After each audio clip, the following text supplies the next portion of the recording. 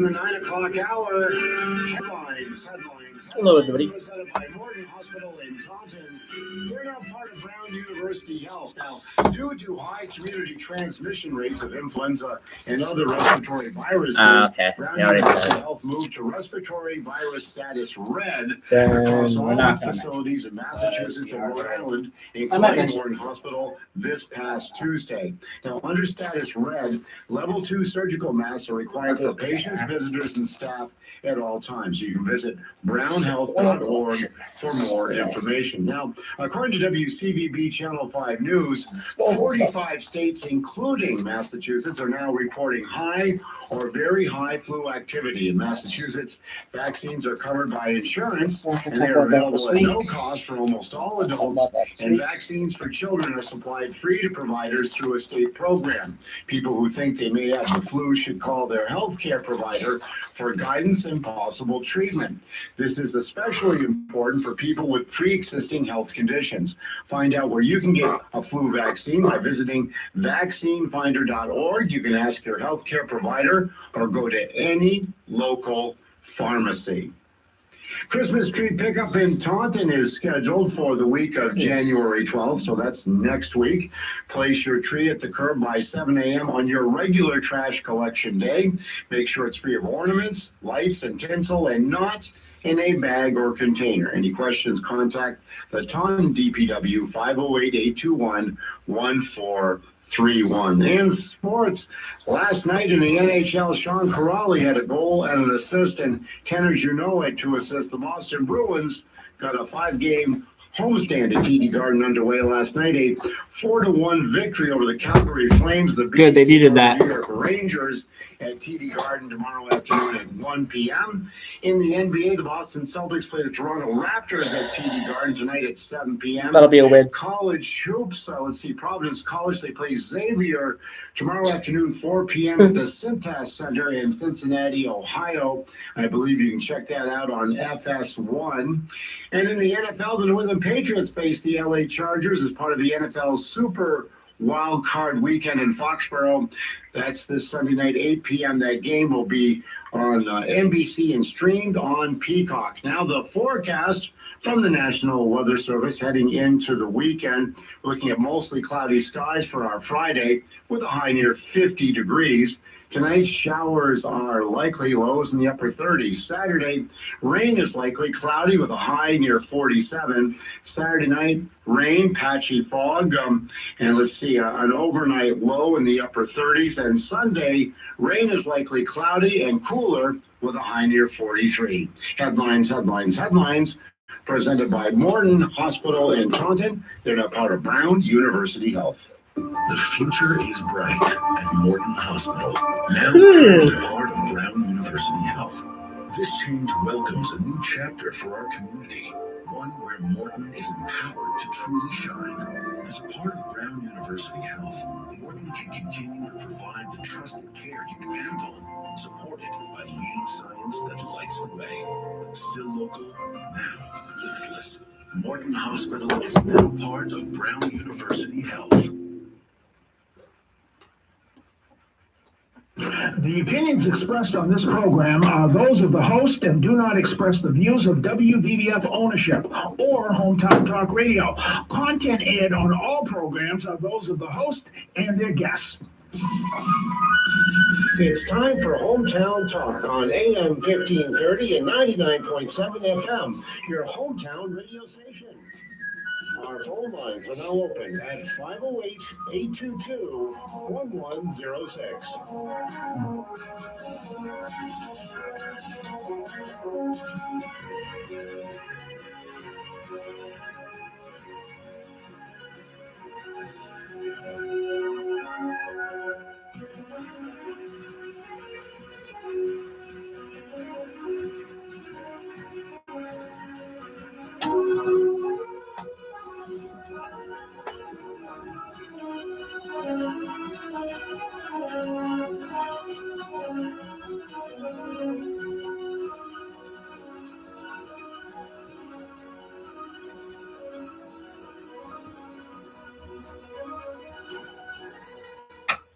And good morning, and welcome to Hometown Talk. It is the Friday edition of Hometown Talk.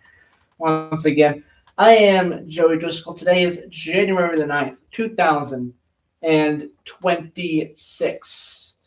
And today I've got a great show for you today. Eric will be joining me, my regular sports guy, Eric Dunn. He'll be joining me, as he always does every month, during this second hour, so stay tuned for that. Here in the first hour, we've got a lot to talk about for sure. And your phone calls, 508-822-1106. First off, I want to talk about the weather outside right now. It's a little interesting out there. A little tough driving if you're out there driving because of the fog. Visibility is been greatly reduced because of the fog, which surprised me a little bit this morning. Had to go out there and warm my car up this morning before I left. But yeah, very foggy out there. That should lift. This should lift. It's going to be 50 today for the high here in this area. Actually, 48 for the high. 50 tomorrow for the high. The next couple of days, there might be chances for some mixed rain, especially during the evening times. And it's going to be relatively nice tomorrow. 49 degrees, maybe even getting into the 50s tomorrow. But you do have that chance of rain. 90% chance, and maybe a mix during the evening as well. Sunday, same thing as well. 43 degrees for the high, 28 for the low. So that mix could be happening there. So you got a couple of different chances for rain this weekend, and that's kind of what happens when during the winter when you have this kind of warmer weather. It tends to rain here. It tends to not, be nice and sunny. During these kind of weather conditions. I don't know why that is exactly, but that's what happens. It's the weather just doesn't cooperate. It just rains. But it should be pretty nice out here this morning, and I'm sure that fog will break here. So it'll be a relatively good day today. No rain in the forecast until potentially this evening, and if it does rain, it will be short-lived, looks like, heading into tomorrow. 48 today for the high, 23 for the low tonight, and then some pretty nice weather going forward. You have a couple of chances of a wintry mix next week as well, but the temperatures kind of shoot back up there here for the next couple of days. Which is good. So there's your weather. But if you're driving out there, just be cautious about that fog that's still out there. Could be out there for a little bit longer there, but yeah. All right. 508-822-1106 is the number to call if you want to call in, talk about what's on your mind this morning. We have a lot on our plate this morning. I want to mention here first. A couple of community announcement things here. First off, we have our blood drives. We have one blood drive, or two blood drives actually, in February. We'll be getting some more blood drives, I think, for January coming up. Stay tuned for that. The ones that we had this past week that already passed, but we have two in February to talk about. The Church of Our Savior, 60 Union Street in Middle Park. That is Sunday, February 8th. That's 9 a.m. to 2 p.m. And then Saturday, February 14th. I believe that's Valentine's Day, actually, as well, by the way. Lakeville United Church of Christ. That's 1 Preston Street in Lakeville, 9 a.m. to 2 p.m. for that blood drive. You got 2 blood drives coming up in the month of February. If you want to go to these blood drives, you can look those up on the Red Cross website.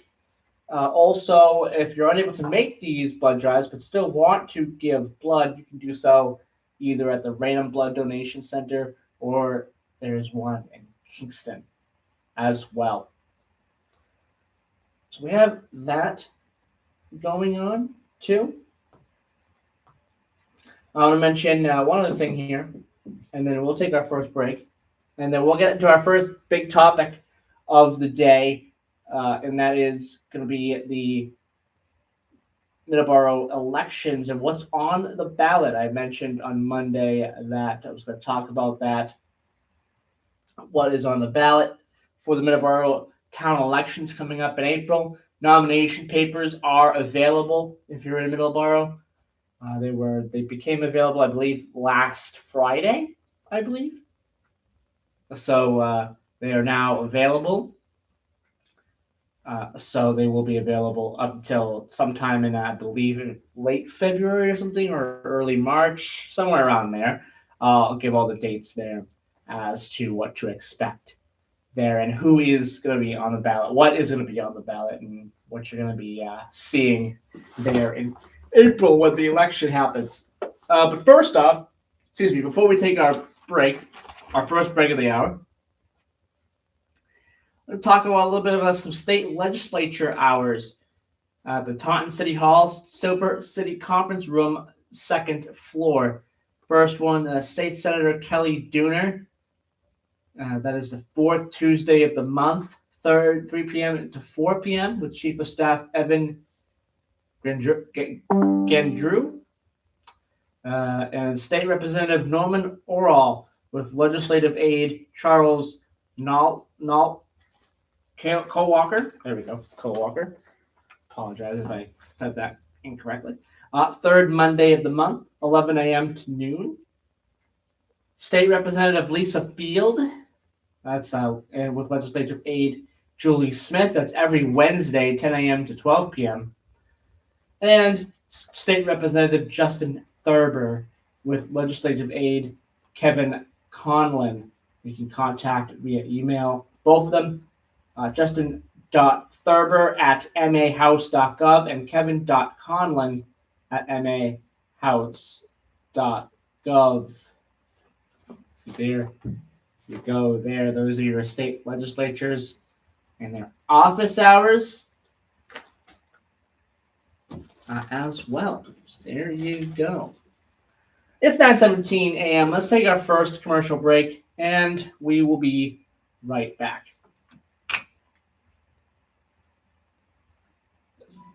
Yeah. Okay.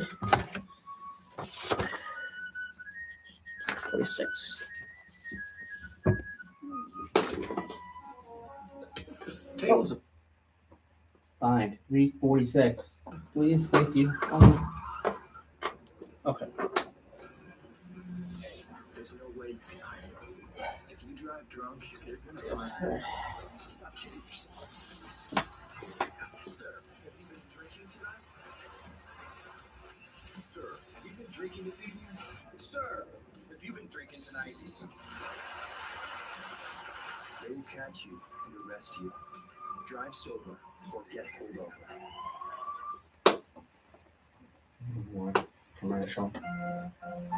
So I try to get WVVF is your hometown radio station. And one of the things we like to do to support people in your hometown is to run community announcements. If you do belong to a nonprofit group or organization, or if you're an official with a city or town government, send your community announcements along to our email address. It's safe, it's fast, and allows us to get right back to you if we have a question. Send your community announcements to WVBF1530@hotmail.com. That's WVBF1530@hotmail.com. Thank you for listening. Your hometown radio station is AM 1530. WVBF and 99.7 FM.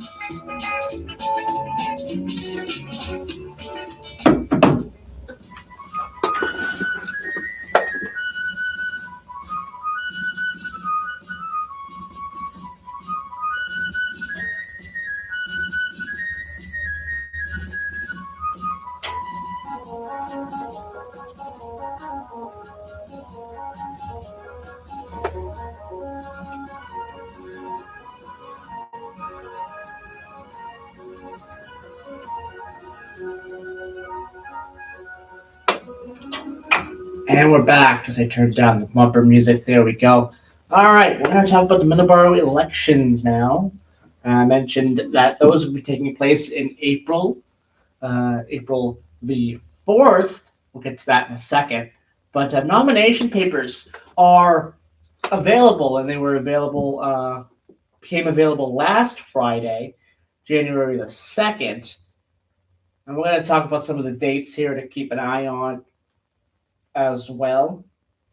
A total of 15 seats across 9 different town boards. They are up for grabs this year. The opening of nomination papers comes as town officials hoped for a stronger showing at the polls this past election. The voter turnout had been at historic lows. It was only 4.25%. And that's not a good number at all. That is only 865 ballots. That's, again, not good. I've seen worse. I've talked about worse. Halifax, and I believe it was 2021 was worse. But that's not good numbers at all. 4.25% is not good numbers, unfortunately, at all. 2 incumbents, they have already signaled that they are intending to run. Incumbents selectmen Mark A. Germain and Thomas S. White, they confirmed they will run to hold their seats. The following positions are on the ballot this year, and we'll go through these here one at a time. We have Select Board. There's 2 seats for 3-year terms, currently held by Mark A. Germain and Thomas S. White. So the Select Board members who are up for re-election have announced that they are intending to run again. So that they're intending to run for re-election. Both of them there. They're on the ballot for the Select Board. 2 seats, 3-year terms. School Committee. There's 3 seats for 3-year terms, currently held by Jessica R. Chardoff, Alan J. Frawley, and 1 position added at the October 6th, 2025 special town meeting. And we talked about that in October. The town meeting voted to expand the school committee. So that position, that new position, that will be filled here on the April election. So we'll see what happens with that. School committee, there's also 1 seat for a 1-year term to fill a vacancy. Gas and Electric Commission, 1 seat for a 3-year term that's currently held by Ellen M. Farley.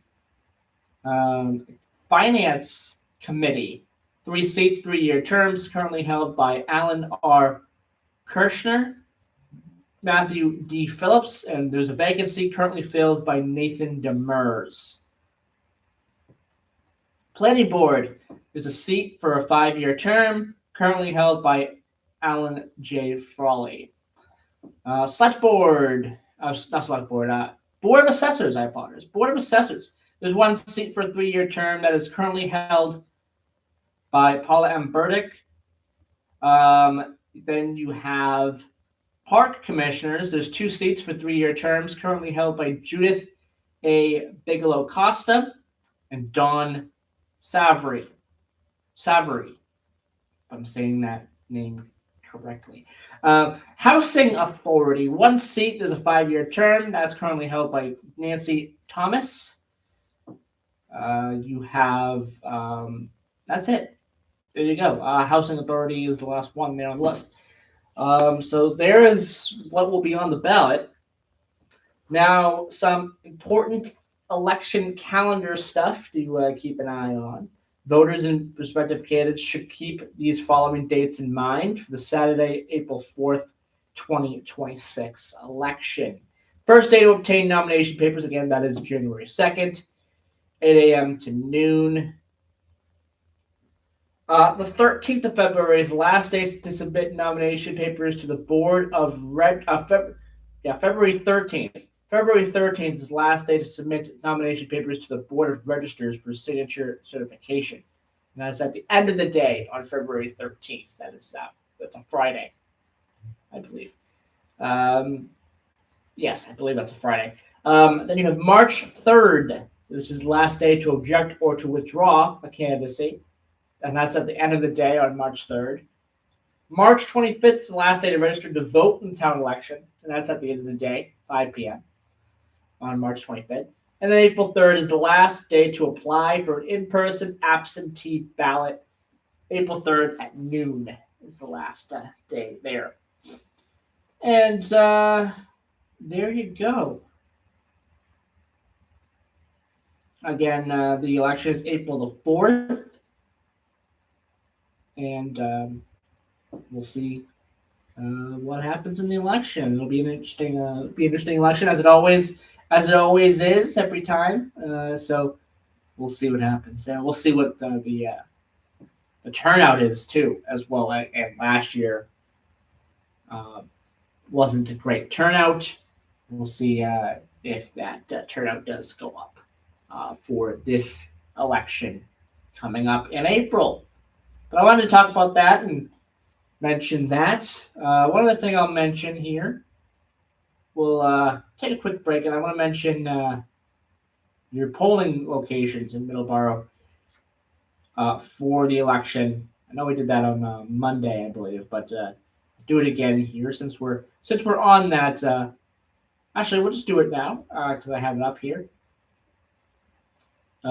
So I want to mention the polling hours and the polling locations for the election as well on April the 4th. The polling hours usually for a town annual election is 8 a.m. to 8 p.m. So that is for an annual town election. So that will probably be the hours for this election coming up on April the 4th. Then you have the precincts for the voting locations. You have Precinct 1, Oak Point Clubhouse, 202 Oak Point Drive in Middleborough. Then you have Precincts 2, 4, and 6. That is Middleborough High School, 71 East Grove Street in Middleborough. Then you have Precinct number 3. That's South Middleborough Fire Station, 566 Wareham Street in Middleborough. Then you have Precinct 5 and 5A. That's the Council on Aging, 558 Plymouth Street.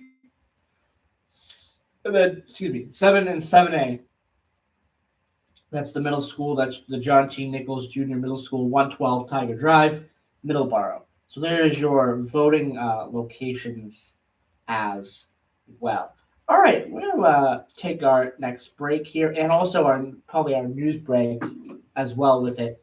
When we come back after the news, I got a couple of other local things I want to talk about here briefly. And then we're going to get into the new laws, new ballot questions that could be on the ballot in Massachusetts. There's been a process that's been advanced, and it looks like 11 of those ballot questions have been advanced to the next kind of stage, as it were, there for that. So we'll talk about that. And your phone calls, 508-822-1106, 508-822-1106 is the number to call. And also, during the second hour, we'll have Eric Dunn, who will be joining us, talking all things sports, Patriots, Celtics, Bruins, Province Bruins, and much more. Maybe we'll get to the Maine Celtics as well. But the Maine Celtics, it's kind of early on, it seems like, in their season. So it might not be a whole lot to talk about with them. But we'll find things to talk about, I'm sure, as we always do every month with Eric. So stay tuned for that as well. But at 9:29 a.m., let's take our commercial break, and we will be and our news break. I'll be back in just a few minutes. All right, 110. Hey, restaurants, when it comes to great food and in-house operations, you got it down to a science. But when it comes to online marketing, ordering, and delivery, Devour Now has got you covered. Devour Now has 0% commission, no setup costs, and the delivery solution you've been hoping for. Go to GetDevourNow.com to request a demo and to get started today. That's GetDevourNow.com. Commission-free online marketing, ordering, and delivery. Do this now. Do this. Breaking news this hour from Town Hall. Not as robust as expected. The latest employment report is just in. The Labor Department says employers added 50,000 jobs last month. The new figures compare with the November report, when the government cited a gain of 64,000 jobs, which reversed a loss of 105,000 jobs in October, attributed to cutbacks in federal positions by the Trump administration. In that report, the unemployment rate stood at 4.6%, the highest since 2021. Correspondent George Williams says the unemployment rate dropped to 4.4% in December. It's a development that has convinced President Trump to scrap plans for a second wave of attacks on Venezuela. The head of Venezuela's National Assembly is describing it as a gesture to seek peace. Journalists, lawyers, and human rights activists were among those walking out of Venezuela's prisons Thursday. Despite mass detentions after the 2024 election, Venezuela's government insists it doesn't hold political prisoners. Correspondent Ben Thomas. The Trump administration is standing foursquare behind federal agents following the shooting death of a motorist in Minneapolis. Vice President Vance said the ICE officer was clearly justified in shooting the driver, and he described Renee Good as a victim of left-wing ideology. I can believe that her death is a tragedy, while also recognizing that it's a tragedy of her own making. Vance also chastised reporters for their news coverage of the incident, saying that many were lying. The way that the media, by and large, has reported this story has been an absolute disgrace. Greg Clugston, the White House. President Trump will meet today with American energy industry executives. They'll discuss rebuilding Venezuela's crumbling oil infrastructure. On Wall Street, ahead of this morning's opening bell, the Dow futures trading about 137 points higher. More on these stories at townhall.com. Everybody loves the season of giving, but now the season of paying for it is upon us. That not so wonderful time of the year when millions of Americans open their credit card statements, stare in horror at the balance, and resolve then and there to find new ways to save money. If you're among those Americans, why not start by cutting your wireless bill in half right now with Pure Talk's Saver plan? It's easy. You'll get unlimited talk, text, and 3 gigs of high-speed data on a super-fast nationwide 5G network for just $20 a month. Just dial pound 250, say Mike Rowe, and you'll save an additional 50% off your first month. Ho, ho, ho. And if you're active or former military or a first responder, you'll save an additional 20% every single month. That's pound 250. Say Mike Rowe for the gift that keeps on saving from America's wireless company, Pure Talk. Russia has announced its military has used the new Oreshnik intermediate-range ballistic missile to strike Ukraine. Ukrainian officials say 4 people were killed and over 20 wounded in the capital overnight. Russia hasn't said whether Oreshniks hit there, but Russian media and military bloggers say it targeted a huge underground natural gas storage facility in Ukraine's western Lviv region. Ukraine's Air Force says Russia attacked Ukraine with over 240 drones and a combination of 36 missiles. It said 1 medium-range ballistic missile was used, but did not specify that this was definitely an Oreshnik. It adds this missile was launched from a test site in Russia's Astrakhan region, believed to be the site of the Oreshnik missile launcher. I'm Charles de Ledesma. 1 person is dead, 38 missing in the collapse of a huge landfill in the Philippines. Rescue crews now working amid the mountain of garbage. Townhall.com.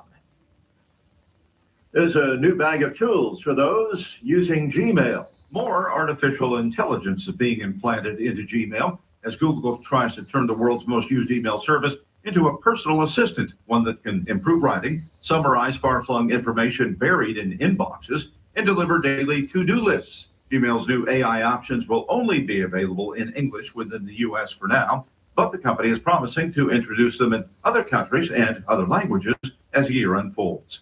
Live reporting. Luigi Mangione is due in federal court for a pivotal hearing in his fight to bar the government from seeking the death penalty against him in the killing of United Healthcare CEO Brian Thompson in New York City. The presiding judge in the case has said that she also plans to set a trial date during the proceedings today. The charge that enabled the government to seek the death penalty is murder by firearm. More on these stories at townhall.com.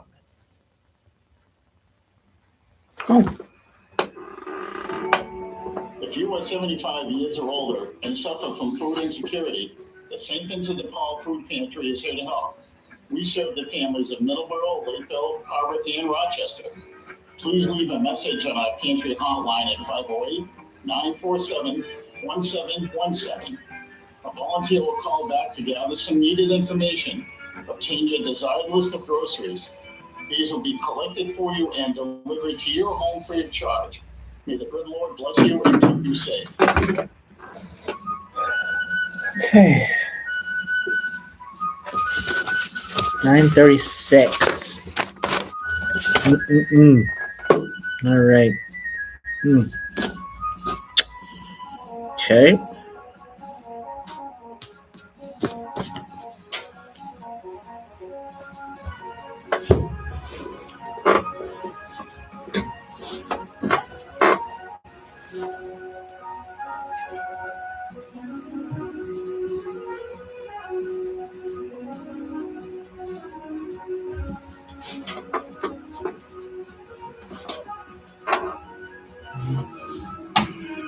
Good. All right.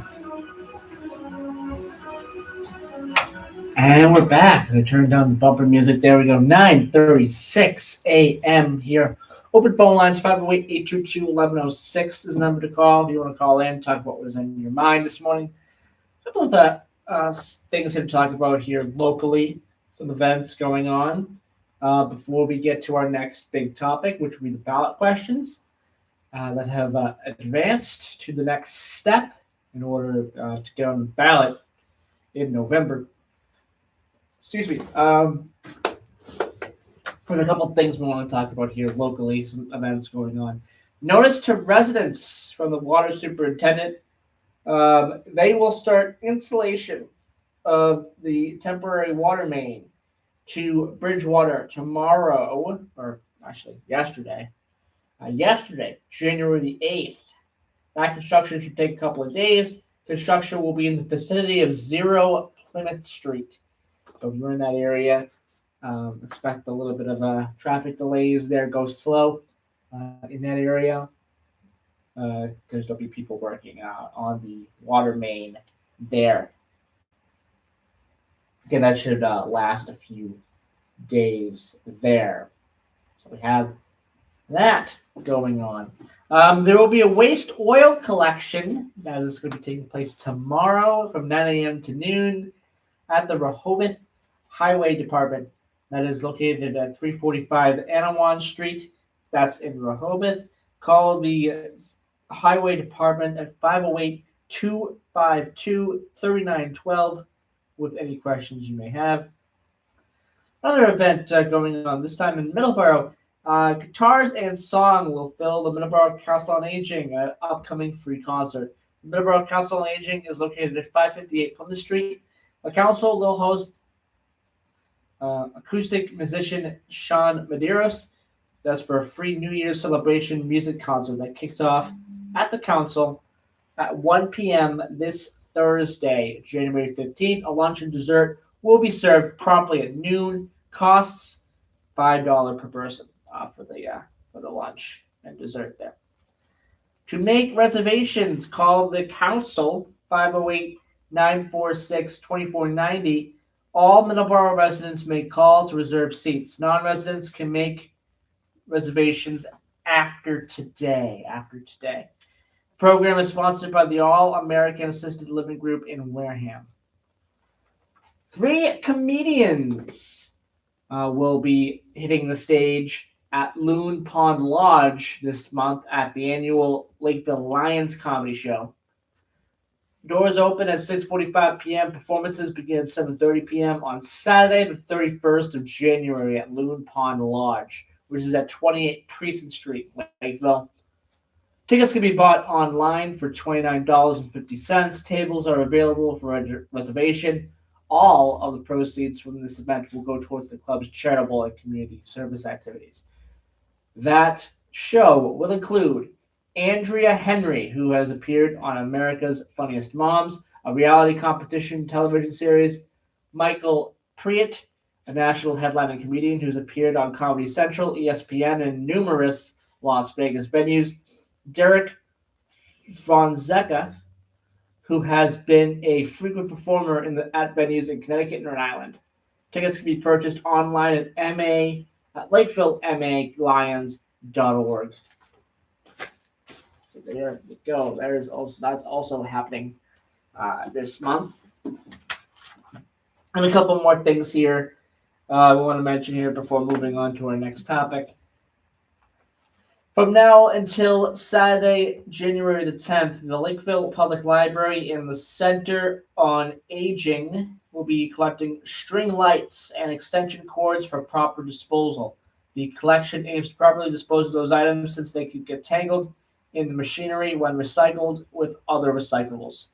The Lakeville Public Library is located at 4 Precinct Street, and Lakeville Center on Aging is located at 1 Deer Crossing. And before I forget here, Christmas tree pickups in Middleborough, those end today. And next week is Tauntons, as mentioned there in the morning wake up news, 9 o'clock hour, headlines with Chris. The Christmas trees pickup for Taunton is next week. So just wanted to mention that. Styrofoam from the holiday season can be brought to a recycling event in Middleborough this Saturday, January 10th, 9 a.m. to 1 p.m. at the Department of Public Works, located at 65 Sachem Street. The collection event, that's co-sponsored by the Sustainable Middleborough nonprofit and the First Unitarian Universalist Society's Green Sanctuary team. Event snow date will be on Saturday, January the 17th. So that's tomorrow, unless it rains or snows.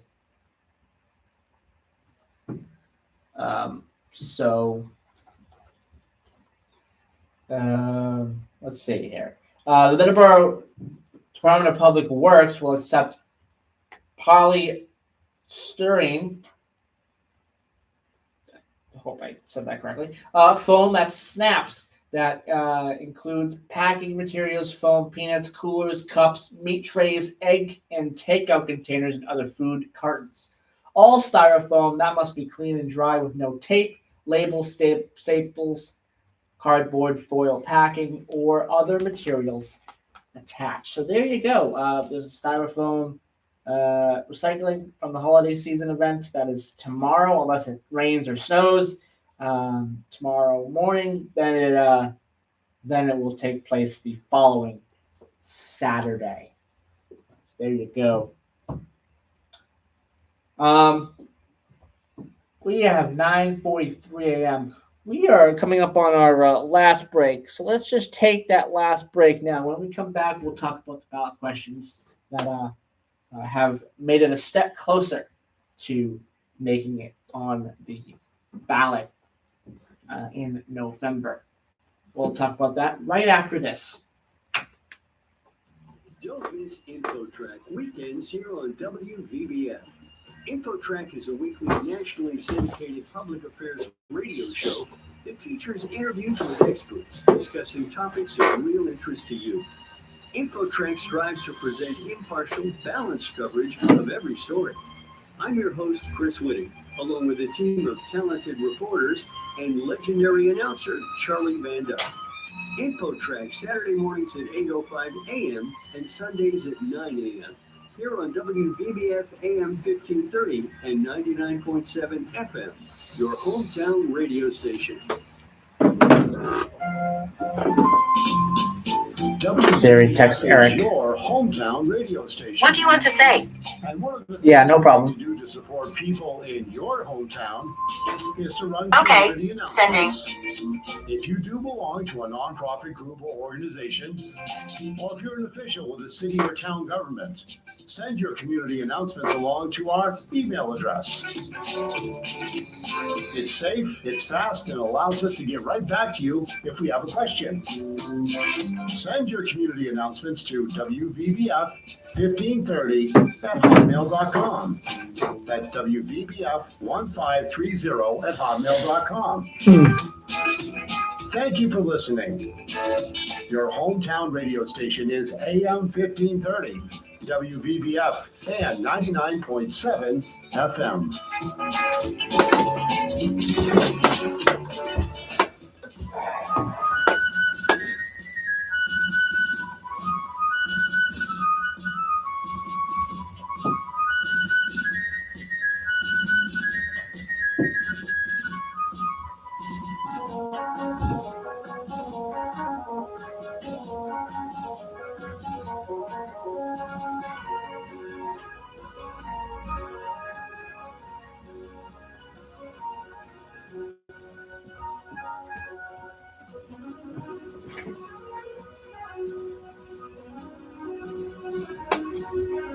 And we're back. They turned down the bumper music. There we go. 9:46 a.m. Now we switch gears and talk a little bit about some of the ballot proposals and the advancing ballot proposals. There's many that have advanced to the next stage. Still a little bit of a ways to go for some of these ballot questions to actually get on the ballot in November. But a lot of these ballot questions that I've been talking about, they have cleared a important hurdle. So we're going to talk a little bit about that. Ballot proposals needed to hit at least 74,574 certified signatures to advance to the next step in the process, qualifying for the ballot. There are still several steps that I just mentioned. These 11 questions we're going to need to pass, but if all 11 make it, 2026 will see a record number of questions on the Massachusetts ballot. The record now is 9. I believe that was reached a couple of times in the 1970s. That this could break that particular record. Our first one I'm going to talk about here, all-party state primaries, which seems like this is a popular one. 79,000, just over 79,000 people signed this. This proposal would make Massachusetts state elections starting in 2028. Like Boston's candidates of all parties, those would be on a single ballot in the primary, with the top 2 finishers advancing to the general elections. Rent control. A ballot question here that's very, very popular. 88,132 people there. 88,132 for this particular ballot question. If passed, the proposal would limit the annual rent increase for residential units in Massachusetts to the increase of the Consumer Price Index, or 5%. Whichever is lower. It would begin with rates as of January 31st, 2026. And there are exceptions for some small and newly constructed buildings. Then you have same-day voter registration. 87,408 people signed this. This question, proposed by Galvin, would allow Massachusetts voters to register at the polls on Election Day. Another popular one, state income tax, 86,970. Under this proposal, backed by business groups, the state's income tax would be cut from 5% to 4% by 2029. Legal weed rollback, 78,301 signed that one. While Massachusetts has increasingly legalized marijuana over recent years, this question would repeal some provisions of the current law that allow for the drug to be sold commercially in the state. Adults would still be able to carry 1 ounce of cannabis. Public records transparency, another big one that looks like got a lot of support, a lot of signings. This proposal was backed by Massachusetts Auditor Diana DiZoglio. There we go.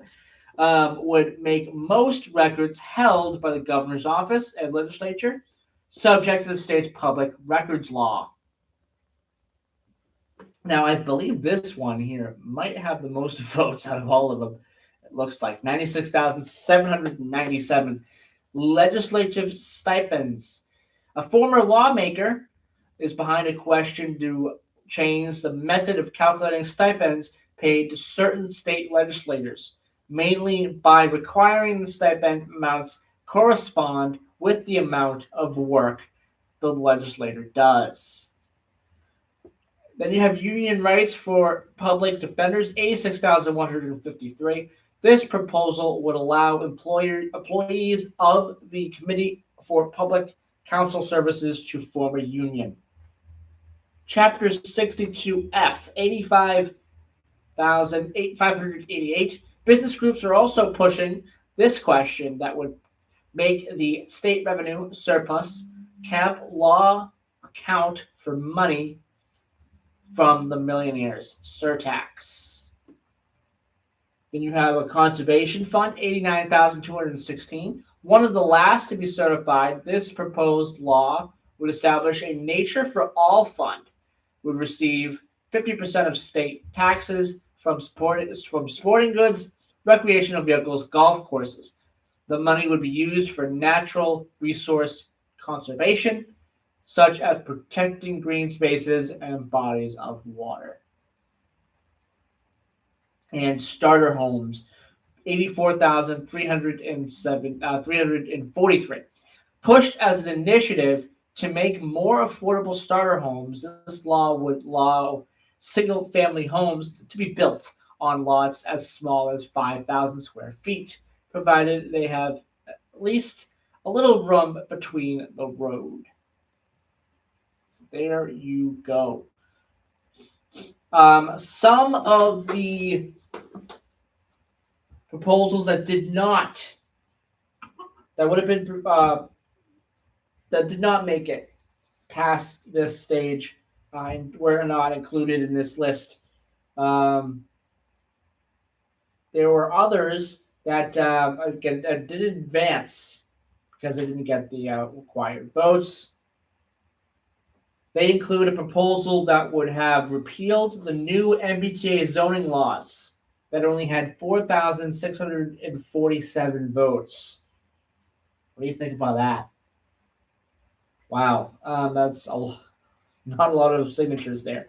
And another that would have required voter identification in Massachusetts. 35 signatures. 35. Wow. Another that failed but garnered 23,000 signatures would have allowed the state to include abortion services from state-funded health care. So those are the couple that did not make it. The MBTA one not making it, that surprises me quite a bit. And also the voter identification. That's interesting that didn't make it either. 35 votes. That's it for that one. But what are your thoughts on all of that? 508-822-1106. 508-822-1106 is number. What do you think about the 11 that did make it? I think they're good ballot questions. What are your thoughts? 508-822-1106. And what is next for these ballot questions? Well, January 7th, that was the deadline for the Secretary of the Commonwealth's office to certify ballot proposals.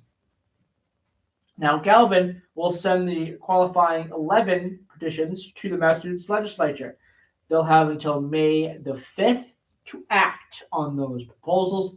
If the legislature chooses not to pass a proposed law, petitioners will need to gather 12,429 more signatures to place the ballot on place the question on the ballot in November. So there you go. All right, 9:54 a.m. Again, open phone lines, 508-822-1106, 508-822-1106. What are your thoughts on the ballot questions? The 11 that made it. What do you think about those? and the couple that I mentioned that didn't make it as well, including the MBTA Communities Act repeal. What do you think about that? 508-822-1106. We are going to take another break. We'll be right back.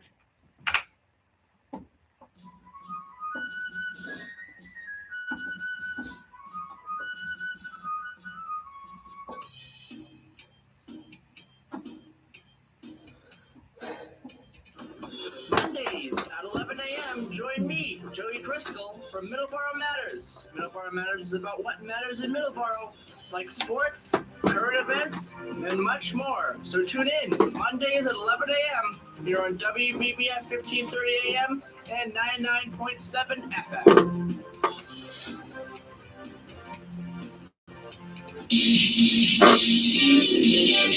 Hi, I'm Chris Keach with Morning Wake Up News here at WBBF. My good friend Joey Driscoll has an amazing program all about Middleborough, Sunday mornings from 7 a.m.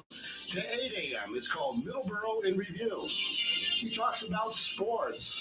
He talks about local events in Middleborough and anything of interest in Middleborough and beyond. So join him, Middleborough in Review with Joey Driscoll, Sunday morning, 7 a.m. to 8 a.m. only here at AM 1530 WVBF and at 99.7 FM.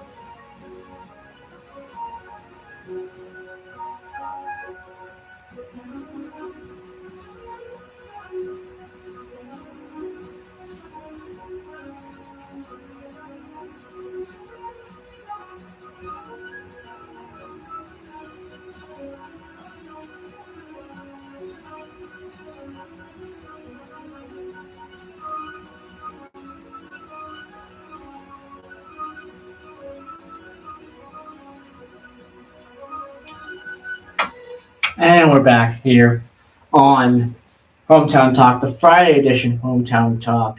We're going to be going to the 10 o'clock news here in a couple of minutes. We have a lot of different things to talk about in the second hour. Again, Eric will be with us. We're talking about all things sports with Eric. Probably around 10:15 or so he'll be here. So stay tuned for that. Got that going on as well. During probably the first part of the second hour, we'll talk about our transportation topic. A couple of things that I want to mention here with the transportation topic today, and we'll do that here coming out of this news break. And we'll also have your phone calls as well if you want to talk about some of the things I've talked about so far here on the show, the Middleborough town elections. If you're in Middleborough, you want to talk about that. We can talk about that. Also, the ballot questions as well. If you want to mention that, talk about that, what your thoughts are on the 11 ballot questions that could potentially make it to the ballot in November, which would be, as I mentioned, a record. The current record right now is 9, so there could be a new record potentially. And then also some of the ballot questions that didn't make it, especially the MBTA Communities Act repeal. What are your thoughts on that? And some of the other ones that kind of surprised me as well, the voter registration, voter ID thing as well, only getting 35 votes. That's very surprising there. That it only got 35 votes. I was thinking it would really get a little bit more than that, but 35, wow. Anyway, you can talk about all of that. Give me a call, 508-822-1106 is the number. But we'll start the hour by talking about some transportation. We got a couple of things we want to talk about with the MBTA.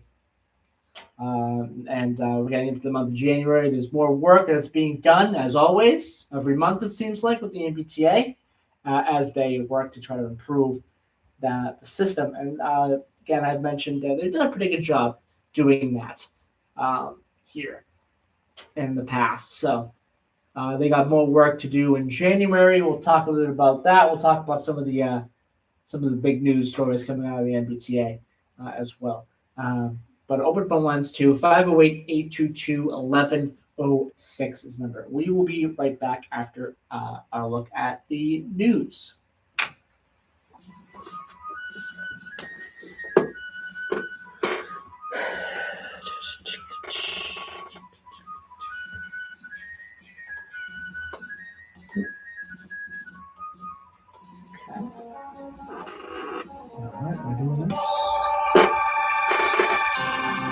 We are AM 1530, WVBF, Middleborough, Taunton, and W259BD, Middleborough Center, 99.7 FM, your hometown radio station.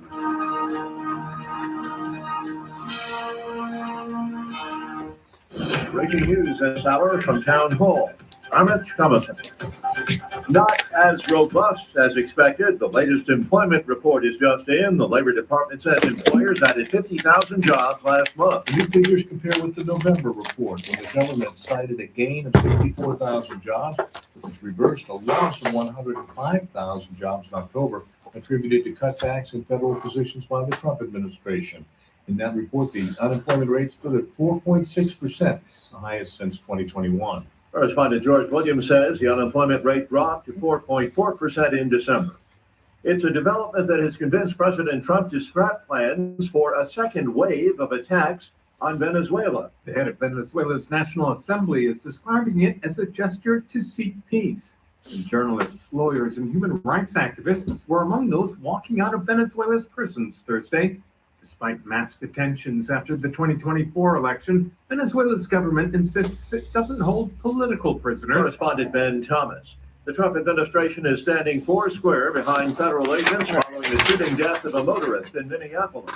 Vice President Vance said the ICE officer was clearly justified in shooting the driver, and he described Renee Good as a victim of left-wing ideology. I can believe that her death is a tragedy, while also recognizing that it's a tragedy of her own making. Vance also chastised reporters for their news coverage of the incident, saying that many were lying. The way that the media, by and large, has reported this story has been an absolute disgrace. Greg Clugston, the White House. President Trump will meet today with American energy industry executives. They'll discuss rebuilding Venezuela's crumbling oil infrastructure. On Wall Street, ahead of this morning's opening bell, the Dow futures trading about 137 points higher. More on these stories at townhall.com. Everybody loves the season of giving, but now the season of paying for it is upon us. That not so wonderful time of the year when millions of Americans open their credit card statements, stare in horror at the balance, and resolve then and there to find new ways to save money. If you're among those Americans, why not start by cutting your wireless bill in half right now with Pure Talk's Saver plan?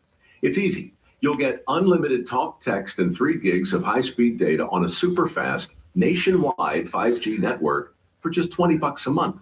Just dial pound 250, say Mike Rowe, and you'll save an additional 50% off your first month. Ho, ho, ho. And if you're active or former military or a first responder, you'll save an additional 20% every single month. That's pound 250. Say Mike Rowe for the gift that keeps on saving from America's wireless company, Pure Talk. Russia has announced its military has used the new Oreshnik intermediate-range ballistic missile to strike Ukraine. Ukrainian officials say 4 people were killed and over 20 wounded in the capital overnight. Russia hasn't said whether Oreshniks hit there, but Russian media and military bloggers say it targeted a huge underground natural gas storage facility in Ukraine's western Lviv region. Ukraine's Air Force says Russia attacked Ukraine with over 240 drones and a combination of 36 missiles. It said 1 medium-range ballistic missile was used, but did not specify that this was definitely an Oreshnik. It adds this missile was launched from a test site in Russia's Astrakhan region, believed to be the site of the Oreshnik missile launcher. I'm Charles de Ledesma. One person is dead, 38 missing in the collapse of a huge landfill in the Philippines. Rescue crews now working amid the mountain of garbage. Townhall.com. There's a new bag of tools for those using Gmail. More artificial intelligence is being implanted into Gmail as Google tries to turn the world's most used email service into a personal assistant, one that can improve writing, summarize far-flung information buried in inboxes, and deliver daily to-do lists. Gmail's new AI options will only be available in English within the U.S. for now, but the company is promising to introduce them in other countries and other languages as the year unfolds. Bob Hager reporting. Luigi Mangione is due in federal court for a pivotal hearing in his fight to bar the government from seeking the death penalty against him in the killing of United Healthcare CEO Brian Thompson in New York City. The presiding judge in the case has said that she also plans to set a trial date during the proceedings today. The charge that enabled the government to seek the death penalty is murder by firearm. More on these stories at townhall.com. All right. 305. The opinions expressed on this program are those of the host and do not express the views of WVBF ownership or Hometown Talk Radio. Content aired on all programs are those of the host and their guests. It's time for Hometown Talk on AM 1530 and 99.7 FM, your hometown radio station. Our phone lines are now open at 508-822-4106.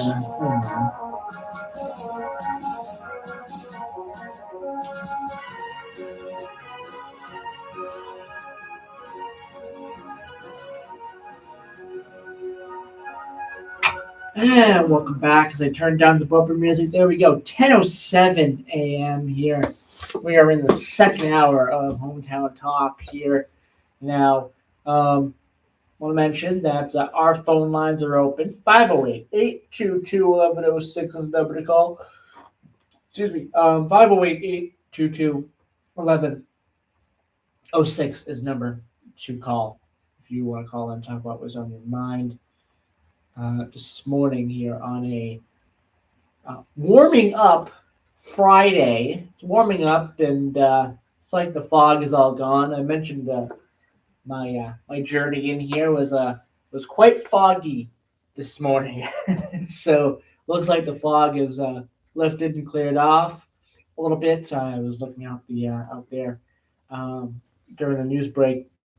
So it looks like that's been fixed pretty good here. But we have our guest here for the second hour joining us, and we'll postpone our little transportation talk. Red mic, Eric. Good morning, Eric. Before we get to Eric, we're gonna do our transportation talk in the show probably on Sunday. We'll probably set aside a segment on Sunday. By the way, Super Bowl Sunday. Stay tuned on Super Bowl Sunday during the Middleborough Review program. We'll have, as we do every single year, we talk to Danny Harmon of the Distant Signal YouTube channel. Talk about a lot of great rail-related topics, especially things that are happening in Florida, where he's from, the Tampa area. So we talk about all that. We talk about railroad stuff in general with Danny Harmon every Super Bowl Sunday, and every time he's on. By the way, but he'll be on with us via the phone lines coming up on Super Bowl Sunday, which is really not that far away now if you think about it. Go to the green mic then. Damn. Okay. So let's say good morning. Good old Eric. Let's say good morning to Eric. How you doing today, Eric? Today It's January the 9th. And we're officially in the playoffs now, Eric, for not just college football. Eric is being funny over there. Not just college football, but for the NFL. I want to get your opinion on this first. The Miami Hurricanes are in the championship. If I asked you this question in September, what would your answer be when it comes to who the national champion would be? Would it be the 4 teams that are in the semi? First of all, if you get a frozen mic like this was going to happen. Anyway, Happy New Year to all of you. And to answer your question, Miami Hurricanes. Yeah, I would say so. I mean, they have been dominant for many years. And that's the one thing about the program I've always come to appreciate is they've overtaken Florida now by a long shot. I mean, if we can think about the late 2000s, early 2010s, maybe even during the Tim Tebow years, Florida was the team to beat. And you would line them up with like Alabama, Georgia, you know what I mean, Auburn, you know what I mean? Like they would be like top 5 of like who you would think in the SEC would you expect to see in that final or at least in the tournament to begin with. But it's interesting when you think about the Miami Hurricanes and the season that they've had, you got to give them a lot of credit. They have definitely been through some things. They've been through a couple of probably some unforgettable instances. And you know what? Yeah, no one deserves it more than them. They fought hard and they showed why they are still one of the best, if not the best, down in that Florida. And I got to say, this definitely vindicates the fact that Miami is in the final and made it this far vindicates the college football playoff committee. And why I say that is they picked Miami over Notre Dame. They picked Miami over Notre Dame, and a lot of people got mad about that. That. Notre Dame themselves got mad about that. Mad enough to where they said, we're not going to be in a bowl game this year. Sorry, we're not going to be in a bowl game this year. This just goes to show that the College Football Playoff Committee made the correct choice in bringing Miami in there because Miami, they took the chance and ran with it, and they're in the final. And their opponent is who? And their opponent we'll find that out tonight. So their opponent is Indiana or Georgia. Whoever wins that game tonight. Miami versus Georgia would be just amazing fight. I think both of these. Both of these matches would be amazing. Indiana versus Miami and Miami versus Georgia. I think both of them would be great. We'll have to see what happens. Indiana is the favorite, obviously, in this game tonight, but we'll have to see because Georgia has been in this situation before. They've been to a final before. They know how to win. So we'll have to see. In this one, and then we'll have to see what happens after the college football season ends. Fernando Mendoza, he's off to the NFL draft. You want to know something? Whenever I hear teams like this, it just reminds me of that of the theme song for the SEC that was about like the 21 season with Luke Combs, South on you. Yeah. Like whenever you hear, like, I can remember when I first heard that song, and it was referencing to pretty much like all the teams, like, you know, way down where the sun shines harder, dogs on the porch, gators in the water, way down, down in Alabama, mud in Mississippi, swamp in Louisiana, we hold it down. Hey, from Texas to Missouri, from the Arkansas hollers, the grass in Kentucky to the Can I interrupt you? Skies in Carolina, Florida, Tennessee, and Georgia. I gotta interrupt you because I don't want you to finish that because I don't know if we're gonna get copyright. No. I'm just naming teams, man. That's all it is. I'm just naming teams. But no, like, I want to mention this. You put up a good point. because the themes, some of the themes and stuff, some of the ads I've seen for some of these conferences are very, very good, and they what's the word? Incapitate. No. No. Trying to find the wording here. Encapsulate. There we go. Yeah. Encapsulate what the conference is like, what the conferences are like. So they do a good job with that, and yeah, I mean that's great. Competitive. It's good. I want to mention that the national championship is January the 19th. So whoever wins tonight, they'll have 9 days to prepare. I do like Miami. I really like Miami's chances, but if it's Indiana, Indiana's a powerhouse. I don't know. Indiana's gonna be tough. Indiana's gonna be very tough. So we'll have to see. We'll have to see. Speaking of college, I should bring up this to you. I don't know if this was Tuesday. I want to say maybe this was Tuesday or Wednesday night this week. I want to say this happened. I think it was Tuesday night. The Providence Friars were home with the AMP men's basketball. Men's basketball, yeah. And they took on the 15-1 UConn Huskies. Dude, that program. UConn is insane. UConn is nuts. They took them to the limit in overtime. And you have to understand, they did lose, right? Yes, they did. Yeah. Friars' record is I think 9-7. I mean, not as good as you would hope that they would be. No.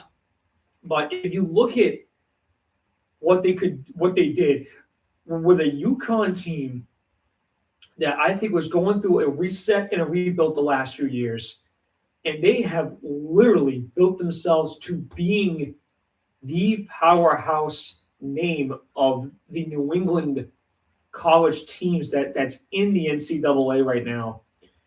I'm just going to tell you this right now. Don't be surprised when March Madness hits soon if UConn ends up making that tournament. Don't be surprised if UConn just sweeps the tournament. Both sides, men and women's. However, I've seen the commissioners and board of this league sometimes discard dominant teams like them for other favorites. UConn is not going to miss the tournament. I would hope they would not miss March Madness based on the way that they've been playing. So yeah, I want to mention this. Their only loss this year is to Arizona. You want to know where Arizona is ranked right now in the top 25? Take a guess. 32nd. No, one. Oh, wait, what? Oh, sorry. They lost to the number one team in the nation. That's it. I That's thought their they were only loss.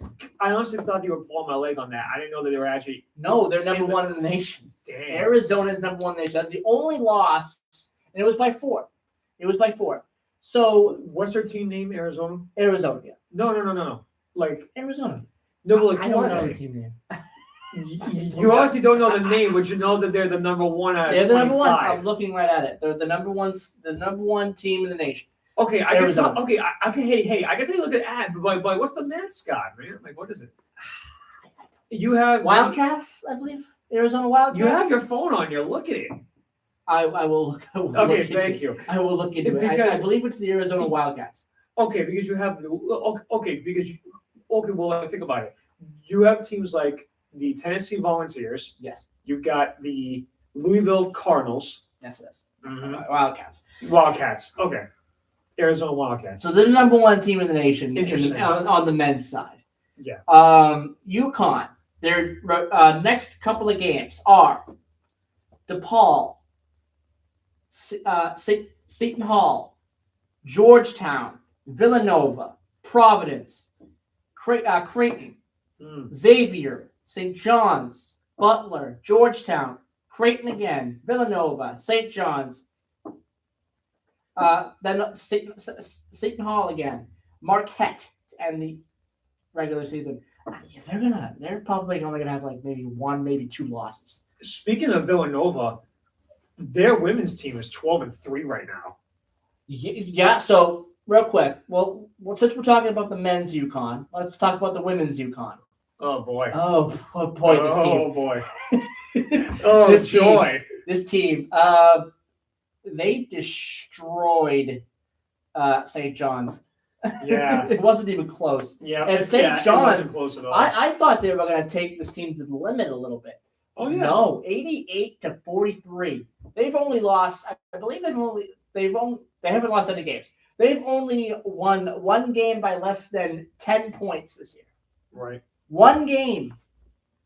It's No, I ridiculous. totally understand that, man. It's so ridiculous. This team is undefeated. They got Creighton next, Villanova, Notre Dame, Georgetown, Seton Hall, Xavier. Then they have number 20, Tennessee. That might be a tough one. Then they have DePaul, Butler, Creighton again, Marquette, Villanova, Providence, Georgetown, and St. John's. This team's going undefeated. Give this program so much credit. We've talked about them these last few years where they've struggled significantly, and you know what? They've made drastic improvements. They're gonna be national champions in April. They will be 100%. I don't see who could beat them. I really don't. I mean, maybe Tennessee gives them a little bit of a fight. There's only one team this year that's given them a fight. One team.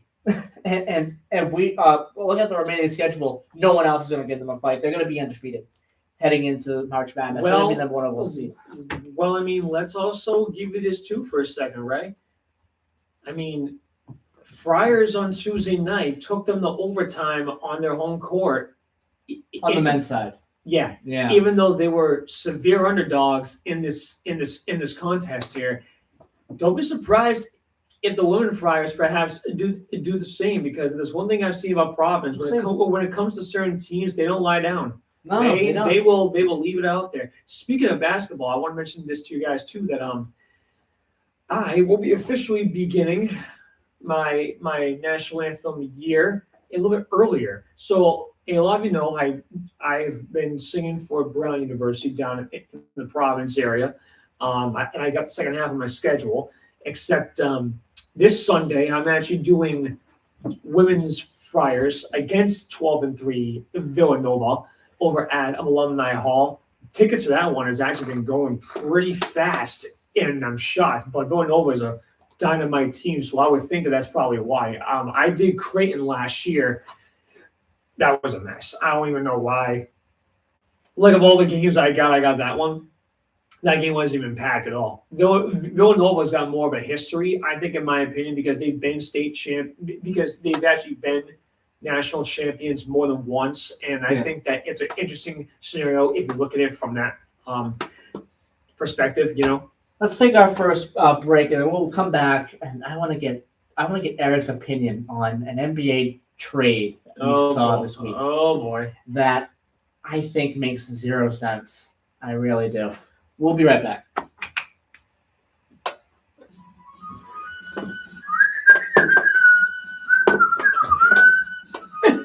That's stuck in my head. I do like this theme song. Yeah.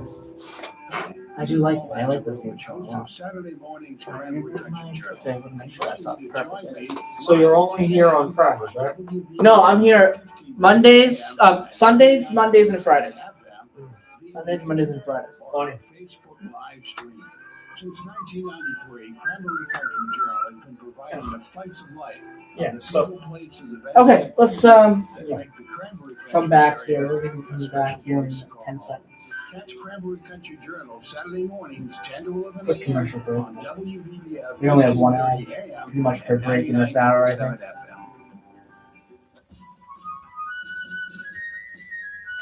All right, we're back. Quick commercial break, but again, we don't have that many commercials in some of our breaks here. But all right, I want to ask Eric. This I don't know if this trade kind of flew under the radar or what, because it's two teams that are kind of just mediocre, especially one of the teams that are just like one of the worst teams in the league. But in the NBA, you had a trade. Trae Young has been traded from the Atlanta Hawks to the Washington Wizards.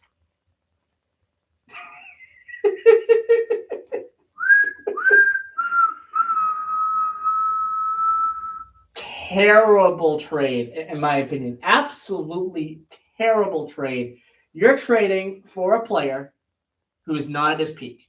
Trae Young is not at his peak. He is in his 30s, I think, at this point. He is not in his peak. I mean, you look at Washington's lineup, and it's an all right lineup if all these players were in their peak. This is a terrible Washington Wizards team, horribly managed, and that's why they're in the bottom of the league every year. They're horribly managed, and it's a shame. It's a shame because the Washington Wizards have not been relevant since 2001. No. Hang on a minute. No. The only 2 times that they were actually relevant, no, actually 3 times, was when Michael Jordan was there. In 01. When Paul Pierce took them to the playoffs. Yes. And when... that was the end of his career, though. Right. Well, almost. He wasn't at his peak. But Pierce was still clutch in postseason time. Yes. We all know that. Yes. And then the third one was Bradley Beal's feud with Tatum in the playoffs. Yes. Those are the only 3 times that team has ever been relevant after 2010. Because I think like at one point from between like 2003 to 2009, they were in the postseason quite a bit. But I mean, my opinion about Trae Young is he's still a good player, but he's not going to be enough to save that franchise. Absolutely not. He's not even at his peak. He's not even at his peak. If he's north of 30. Honestly, I can tell you this right now. The Hawks arguably got rid of their best player since they traded Al Horford to us. Absolutely. I mean, listen when I can tell you this right now. Al Horford was probably one of the greatest Hawks, if not the best Hawks to ever play in Atlanta, and the value that we got to have Big Al for us for so many years, loved in the locker room, loved in the city, loved in the community, arguably loved around the entire country. Big Al Horford, one of the nicest, humblest, compassionate, and most deserving men in NBA history to retire with a title and retire with a ring that we're still playing right now. And by the way, You know what I mean? By the way, did Golden State getting Al Horford help them in any way? No. Well, they're 20 and 18 right now. True, but I can tell you this right now, though. I mean, Trae Young was someone that we had to watch a lot of film on when he came to the Garden for the playoffs, and that's something else that I've known as well. Is like, that's been the hardest thing that I think when you look back on certain players, and you look back at the prime. I mean, Trae Young's prime was when he was playing us, and he was at his highest of his career when he was playing us. I can remember there was a game, I think he dropped 35, 13, and 10 or something like that, and his stat line was like nuts. He's still a good player, but the Wizards need a lot more help than just Trae Young. I'm sorry. In the draft, they need help. They need some need help so much help. Pacers are not out of the woods just yet either. The Pacers are the worst team in the league. I This don't know what happened. This is kind of like the transition of the 02-03 Raiders. Were they in the finals last year? Yes, they were. Going from the finals to the last 02 place. Raiders were the runner-up in the Super Bowl to the Buccaneers. Yeah, they were. And then the following year, you go 4-12. This is exactly like them. Pacers last year take the Thunder to 7 games in the finals, still lost, and they won only 6 games. 7 games. They're 7-31. Oh, well, excuse me. They went 7. Oh, you know what? It's at least Doesn't you're not, matter. At least you're not the Pelicans. At least you're not New Orleans. Don't even get me started. You want an example of wasted potential and wasted talent? Zion Williamson. What a waste. What a waste of time for him being on the New Orleans Pelicans. That team has not helped him at all. It's only been a detriment to his career. Right. He had all this, hype around him, and he has not met any of that hype. Zero of that hype. So with that being said, I actually want to bring this up because we do need to go to a news. Okay. So let's do that first, Yeah. and then we'll switch gears to we'll do a couple of fast little things here with the Celtics, Bruins, and some Yep. other things. Yep. And we'll be I right got back. someone on Celtics after. Yep. Yeah, and we'll be right back.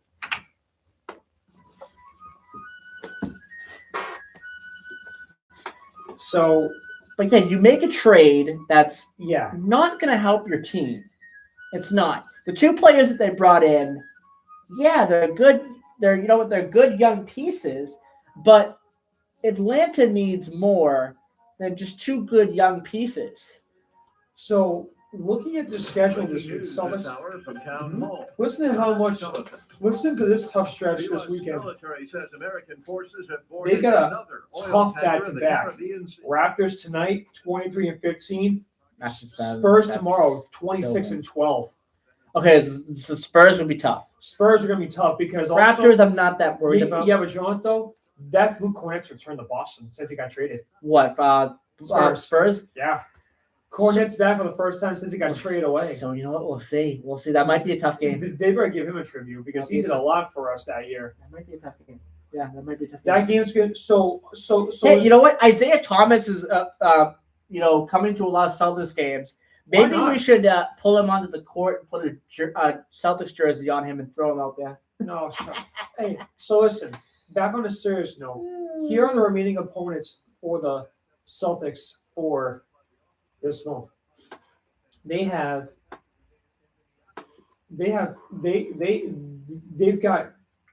1, 2, 3, 4, 5, 6.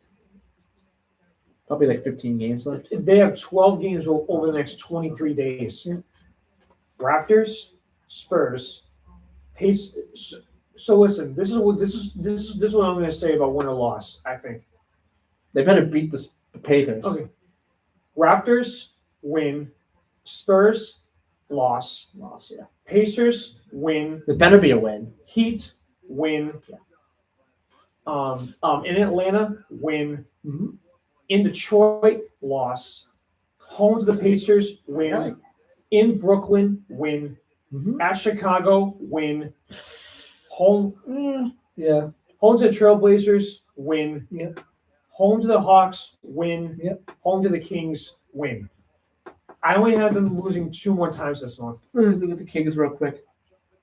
Oh yeah. 8 and personally, I think if they're going to lose, I think it will be to Spurs and Pistons. I mean, they got lucky at the Garden with the Pistons winning in overtime, but going into Detroit, that game's got the NBC spotlight, buddy. I'm not sure if you know what I mean. That game's got national stage all over it. The Pistons are the favorites to win the championship. So right now at least. Well, no, buddy. I think right now the Thunder's favored to repeat. The Thunder is right up there. Thunder's the favorite right now unless someone knocks them out. Thunder is the favorite right now. Basically, one of the favorites. At least. Well, no, man. Thunder is the favorite because until you knock them out, they are the favorite. Yeah, sure. You know what I mean? Sure. That's the way I see it. Until you knock out the defending champs, you will never be favored to beat them unless you actually beat them. Yeah, I'm sorry. Dallas trade.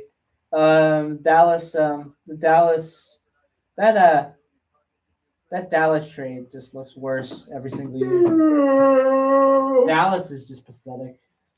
Sorry. So we'll briefly go over the Celtics, briefly go over the Bruins, briefly go over some of the other things. Had a pretty good win last night, 4-1 over Calgary. Yes. Yeah. But they need to finish this stretch off strong because they're gonna have that couple of weeks where they have a break, to get their. Speaking of which, so by the way, did you hear? So for those that's a FiOS customer, they no longer get Boston 25 anymore. Yeah, because of there's yeah, I know. But it sucks. I'm a FiOS customer. But if you have FiOS in the Rhode Island area, you used to get Fox Providence. It's a different channel. That's why. No, I know. Oh, we should talk about this for a second. Please, President Trump. I don't really care. No, hang on. Earlier today, I don't really care. I'm just being honest with you. I don't care. No. I wasn't talking about FiOS. Providence Bruins on Sunday are. Yeah, I know. They're Providence playing, Bruins on right? Sunday for the first time are going to be on a local channel. Yeah, they're Fox gonna be on Providence. TV. Yeah, they're actually going to be on Fox I Providence. for I once. did see that. Yeah, we can briefly talk about that. That's an interesting thing. First time ever, they're actually going to be on Fox Providence. That's a big deal. We'll talk about that briefly. All right, let's see here. We're coming back. Time of the year again, the IRS to start accepting 2025 tax returns on the 26th Coming of back this month. here. That's a big Marks deal, the man. official start of the It 2026 tax filing season. The filing deadline, April 15th. Yeah, shut up here. More on these stories. WWPI or something, right? The WPRI 12, but I think Fox Providence Oh, WPRI. is 11 WVAC or something like that. Sorry. Okay. Where's the stupid thing? Okay, here we go. 3, 2, 1. All right, we're back. So turn down the bumper music. 10:35 a.m. We're gonna kind of do some fast little topics here. Kind of fast pace with some of these topics. First off, we talked about the Celtics. We're talking a little bit about the Celtics off the air. Celtics are doing pretty well. Yeah. Definitely above a little bit of the expectations that people had for them, especially with Tatum out. Apparently, no one had any expectations of good things about them. there's some talk about Tatum coming back at some point in the pretty near future. Well, we'll see what happens there. I think if it looks like over the next couple of weeks, if the Boston Celtics continue to win and have a good record going into mid-February, things like that, and Jason Tatum's return gets closer, I think, and you mentioned this to me, and I think I agree here. I think they'll hold him out until the playoffs. Keep him healthy, and I think that would be the most positive step for the Celtics to do. So we'll see what happens there. The third in the East behind Detroit, New York, but they're not too far away from New York. Continue on this good win streak, and New York is gonna slip eventually. New York is gonna slip. They always do. So we'll see what happens there. You got a really tough game against the Raptors, who are a game ahead of you, a game behind you. So this is an important game, this Raptors game. So we'll see what happens there. On the West, you have the Thunder and you have the Pacers right now. Pacers. I'm sorry, not Pacers. Do you want to Spurs? Thank you, Pacers.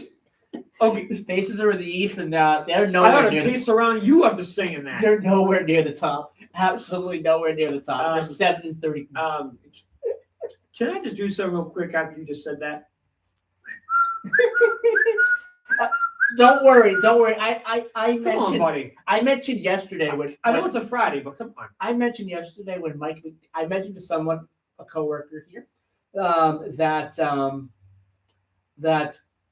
Ron, a coworker, our host on our host on Hometown Talk. There we go, Ron Lancaster. I mentioned to him yesterday that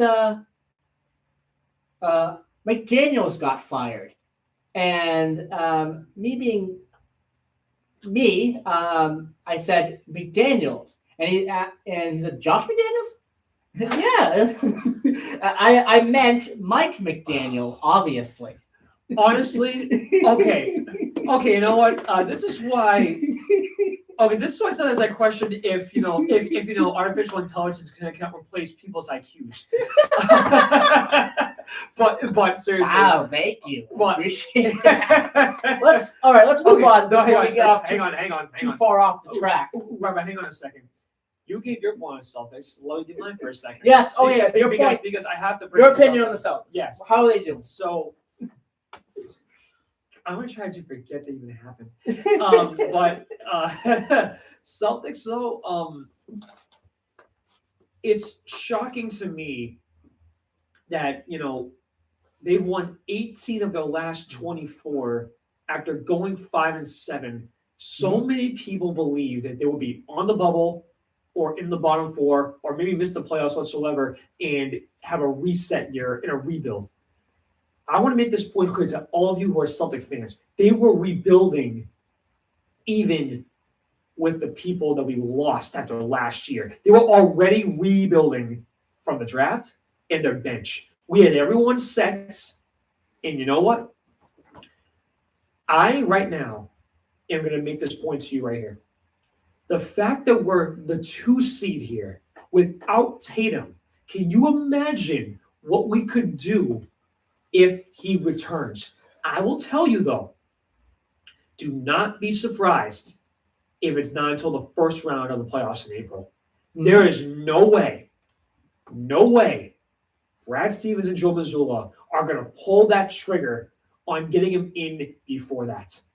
If I'm that Celtics PT training staff right now, and if I'm in charge of strength and conditioning on Tatum, I am resting him. I'm getting him stronger. I'm getting him his reps, and I'm saving him for the most important stretch of the year, and that's the quest for Banner 19. You do not put him in before the first round of the playoffs, because the last thing you want to do is get him in too early, and he peaks early, even if he kicks off the rust. So, with all that being said, 23-13, you have to be grateful that Brad Stevens has pushed every button possible to get under that second level tax. But the last one I'll tell you is this. Right now, I do miss the people that we've lost especially Al. I love him. Especially because of how we won Banner 18 and we finally did it. And because of the injuries we had a year ago that took us away from repeating. However, you can't question that Brad Stevens, he is the wizard behind that desk, making the moves that was necessary. And even with a team less talented on paper, they made up for with grit, determination, passion, and commitment to this city and they're 23-13. All right, now I gotta ask you, if the Celtics win the NBA Finals this year, oh my God! If they win the NBA Finals this year, is Brad Stevens better than Danny Ainge? Is his legacy better than Danny Ainge? I'm going to make this clear to you right now. If we get to the conference final with the roster that we have, Brad Stevens is better. I agree. I agree. I mean, Joey, look at who we have. Like, seriously, the only driving forces left on this that was left on this team from the repeat season: Hauser, Pritchard, White, Brown. Who else knows anyone else on the roster? Well, actually, I agree. Well, hang on a minute. They all know now Neemias Queta because he got 20 rebounds. But everyone knows Simmons. Oh, yeah. Everyone knows Simons because of what he did against Chicago. Yeah. However, I won't sugarcoat it, man. There's a lot of we have a team on paper that decreased in appreciation because of who we lost. Yeah. But you have to understand, you don't win in the NBA with big names. You win in the NBA by being a team. It's not about stars. No. It's not about how much money you make. It's about what you do on the court that reflects on you as a person, a player, and a human being off of it. And I'll tell you, the Celtics, in my opinion, will be the dark horse of the NBA, especially if you can make a statement. You should have won against the Nuggets on Wednesday night. You had every opportunity to win, but you turned the ball over 14 times, and Jaylen Brown, who still can't dribble with his left hand, causes half of those turnovers. These two games with the Raptors and Spurs on a back-to-back this weekend at the Garden is going to be a turning point in this season, and you need to send a message. You just got past the Knicks, who are struggling right now. You need to put the foot on their throats and keep the foot on the gas. And speaking of turning points in the season, this upcoming, which has started off pretty well, by the way, with a win against Calgary, this upcoming homestand, I think is a very important one for the Boston Bruins. They have to be perfect. They have to be. They're a team that is third to last in the division. They're in trouble. The Atlantic Division. They're in trouble. They're in trouble. How many points are they, by the way, out of the wild card? I don't know, but they got 47 points right now. I want to say maybe they're 7 or 8 out. They got 47 points. No one's catching Colorado. They're just something else, aren't they? Colorado is scary.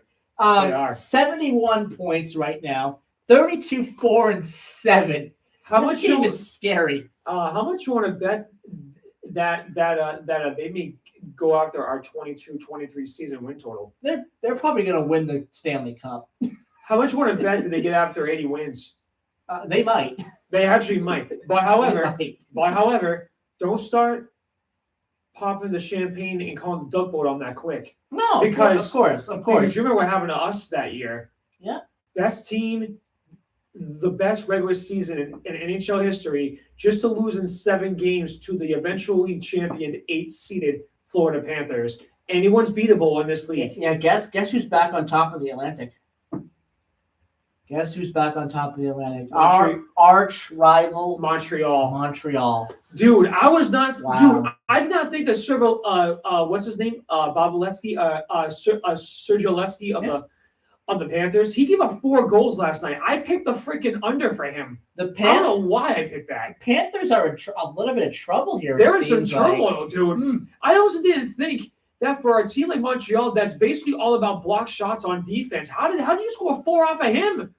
Florida's good. Montreal might be trying to get out of this rebuild. And They're that's actually great. trying at least. That's great. Look, I'm a Bruins fan, okay? Obviously. But I don't fervently hate Montreal.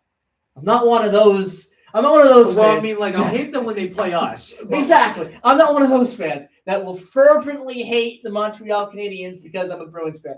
No, I'm not going to do that. That's only if they play us, though. It's the same thing with the Yankees, okay? I don't fervently hate the Yankees. Unless really they don't. play us. Yes, of course. Unless Unless they play us, Then and especially if it's in the playoffs, then yeah. to heck okay. with them. Yeah. But yeah. But those two teams, I understand and respect their history. Montreal has won 27 Stanley Cups. Boston, New York has won 25 championships. Hang on a second, buddy. I feel like that's a ballpark number. Do you want to confirm that first? It's like between the two is like 50 titles. Do you want to just make sure that it's actually true, little buddy? Yeah, let me look. Let me look. I know between the two is like very close to 50. While you're doing that, I'm just going to tell you this right now. I did not think that the defending champions goaltender was going to allow 4 goals last night. But on a serious note, it was a good win for the Bees last night against Calgary, which they needed. But yes, Marco Sturm, he's doing all he can. If the players aren't responding to the message, then that isn't a coach problem. That's a locker room and a player problem. The Bruins are in a world of trouble, but I've been saying that for the last 2 months. They've been in trouble since the injuries. They've been in trouble since they got rid of Olmark for Kubasalo. They've been in trouble since Swayman got a $66 million contract Supermax extension. Yes. I'm sorry. So Montreal has 24 titles. Okay, you were New York has 27. So that is okay. So you're off. So that's 51. 51. Wow. 51 titles between the two teams. Yeah, but that's a long time ago. Anyway. Yes, for the Yankees, it's 2009. And for the Canadians, it's like 1991? 92?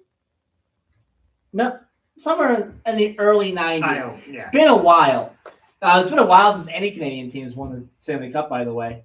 Do you think that ends this year, by the way? Quick question. Do you think that ends? Sorry, man. I just yawned. Why don't we? Do you want to move on to something more happier? Let's see this, please. Please. Yeah, okay. Let's move on. Let's move on to something more happier. Providence Bruins. Now, the Providence Bruins are very, very interesting. And actually, before we do that, I do need to take our last break. So let's take our last break first. Yes. And then we'll talk about the Providence Bruins. All right, let's do that. Patriots after. We'll be right back. I was trying to say Patriots after because that's we're happier. Yeah, we're probably not going to be able to get to Royal Rumble today. No, we're not. No. But also, dude, it's irrelevant at this point. Like, the WWE is not relevant right now. It really isn't. No, it's not. No, absolutely not. So, hey, honestly, next month, we officially begin the road to WrestleMania. By the way, I believe our first show is February 6th. February 6th. I believe that's the first Friday, so we'll have that locked in. Hey, what?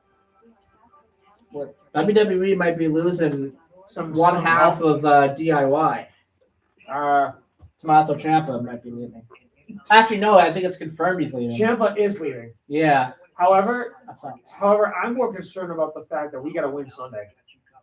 Pats have to win Sunday. That's the big storyline. Pats have their first playoff game, but they haven't won a home. They haven't won a playoff game in 8 years. No, 7 years, going back to the 18 postseason. You know what? I think they'll win. Oh yeah, I think so. However, here's the irony, right? Bills and Jaguars play before we do. Jaguars win, then we know that they'll be coming to us if we win. Okay, here we go. 3, excuse me. 3, 2, 1, 0. All right, we are back. 10 minutes to go, right? 10 minutes left in the program. If you want to call in, 508-822-1106. All right, we're going to get to Providence. Providence, they'll have a televised game. Yeah, first time, a televised game on local cable. If you're in Rhode Island, they have a televised game.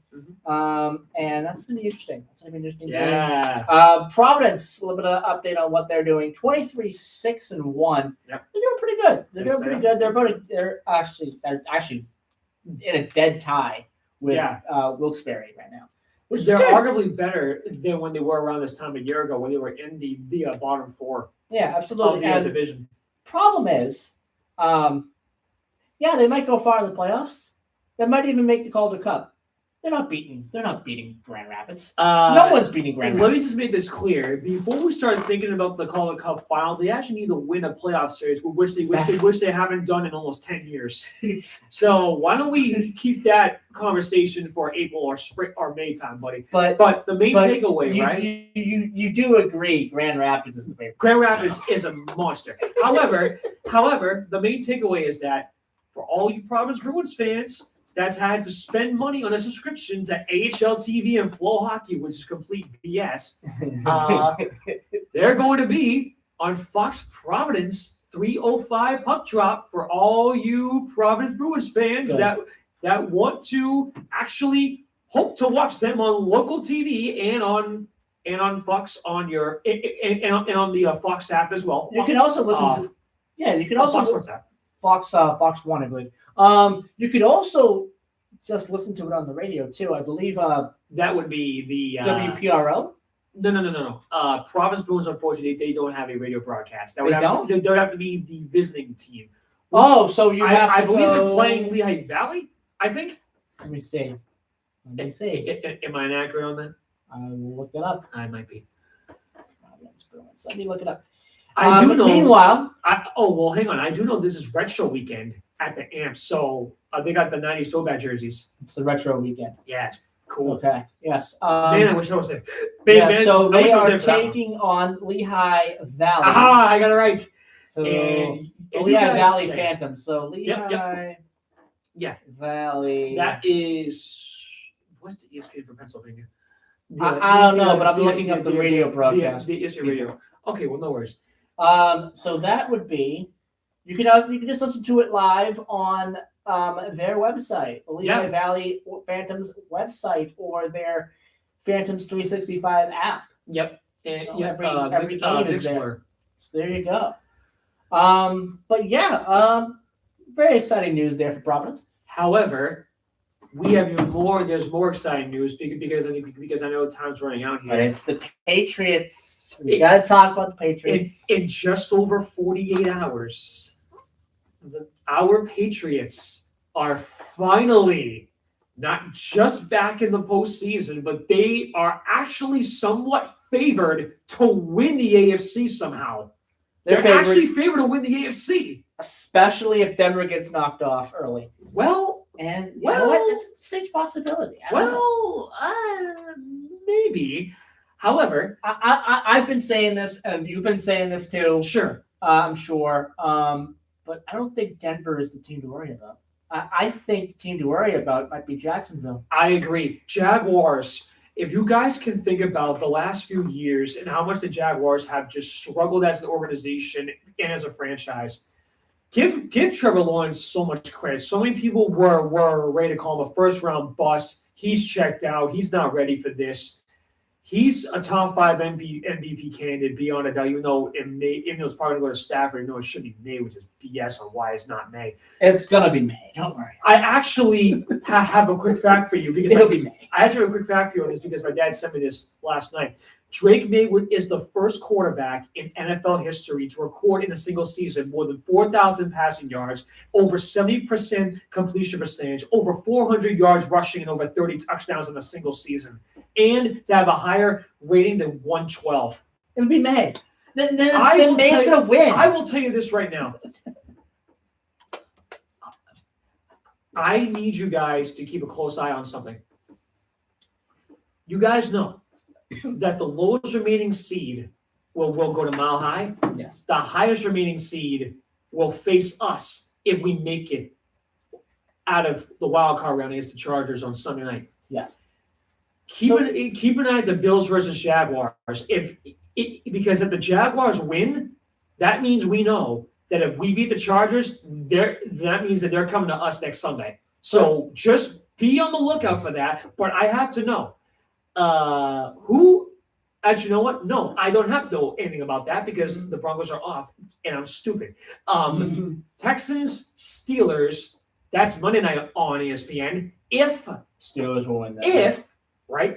If for some reason the Bills beat the Jaguars, which I do not see that happening whatsoever, if that does end up happening, then that means we know that the Bills are going to Denver, and we await either the Steelers or Texans in the divisional round. Yeah. But that's only if we win, which I will tell you right now, the Pats didn't have to try hard against Miami last week. No.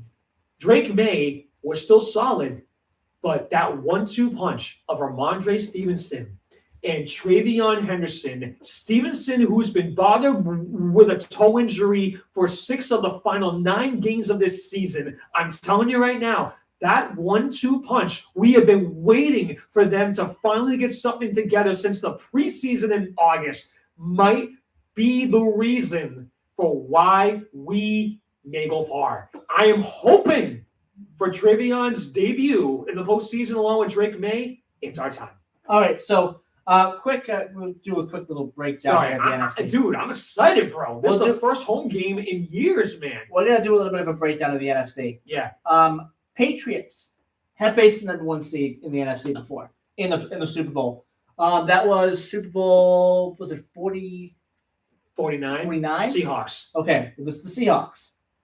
Okay, you have that. The Patriots have faced the Panthers in the Super Bowl before. Do we think the Panthers are going to make the Super Bowl? No. Absolutely not. No. No way. No. But they faced them in the Super Bowl before. That was back in the first. You first are one. No, Or you're on second Super Bowl. second one. Super Bowl Thank you. 38 in Houston, back when it was called Reliance Stadium. We have faced the Rams. That was 2018. Twice. That was Super Bowl 53. Twice. And 36. Yes. So it was the beginning of our first dynasty and the ending of our second dynasty. Yes. Believe it or not. We have faced the Eagles in the Super Bowl. We've lost. 39 in Jacksonville. And that was back when it was twice. We won and lost. Twice. Yeah. But that was back when it was Altel Stadium, for those that remember that phone company with Motorola. Yes. Oh, back then, man, are you old and you hear that. We have faced the Chicago Bears in the Super Bowl And 1985. Well, unfortunately, that was the refrigerator. Yeah, that was person. that didn't go well at all. We faced Brett Favre and the Packers in the Super Bowl, and that didn't go well either. It didn't go that well. However, it went better than the Bears did, but it didn't go. However, we have never faced the 49ers. No, we have not, but I'm going to tell you right now. I think, in my opinion, the front runner to win the NFC is the Rams. I do not think that Darnold and that Seahawks offense will do anything. If anything, their defense will be their saving grace. Honestly, I hate to say it, but watch Matthew Stafford go off in the playoffs. Watch him have a dynamite postseason performance. Yeah. However, you need to understand this. So what you're saying is it's Rams and Patriots in the Super Bowl. I am not saying that. I am not saying that we could. I'm not saying that we're making the Super Bowl right now. I need to know for sure what. Listen, but if it is the winner of the Super Bowl, whoever quarterback wins the Super Bowl, that's your MVP winner. That's how you make that distinction. That's how you make that pick. Well, I'm gonna make this clear for you right now because I know we're out of time here. Yep. I will not say that we're making Super Bowl 60 unless we make it to the championship game. And I'm telling you right now, even though I still believe it's probably going to be in Denver, there's a part of me that hopes that the road to the Super Bowl goes through Route 1. How many times have you heard that as a Pats fan for many years? Hasn't happened in a long time. But I'll tell you though, Drake May is somebody that has not tasted the playoff spotlight on him yet. Nope. But he's not someone that can not.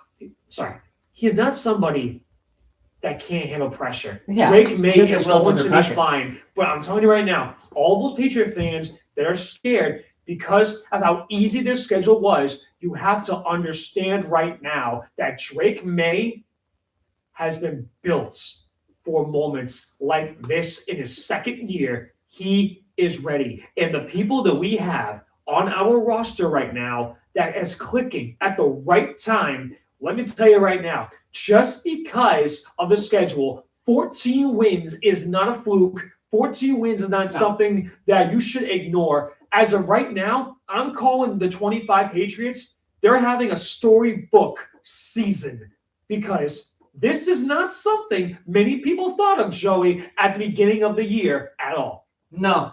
I'm the sorry. only thing you have to keep an eye on is if we do make the AFC Championship game, we could be without Barmore, we could be without Diggs. But that's a totally different situation that I don't want to get into today, and we're out of time anyway. Yes. Yeah, but to all of you guys, I believe February 6th is the next time that I am back. I believe it is. Yes. Oh, yeah. And by the way, who knows? We could be, it's a long shot, but we could be talking about the Pats getting ready to play in the Super Bowl in 2 days after. Because I believe the Super Bowl is February 8th this year. Yeah, and we could be talking about, Braun Breaker winning the Royal Rumble, or Randy Orton winning the Royal Rumble, or a returning Chris Jericho. I have no idea what's happening with WWE. We just don't know. But I do know that we're going to recap a tremendous Patriots season no matter what happens. And at that time, it will be Bruins and Celtics at the All-Star break. Bruins are going to be doing their the Olympic Winter break, Classic too, at by the Raymond way. James against the Lightning. Well, we will have a lot to dive in, but guys, stay safe. And it's the Olympic break, too. I wish all of you a happy 2026. And Joey, we are off and running for our second year together, man. We're off and running. All right, see you. Bye-bye.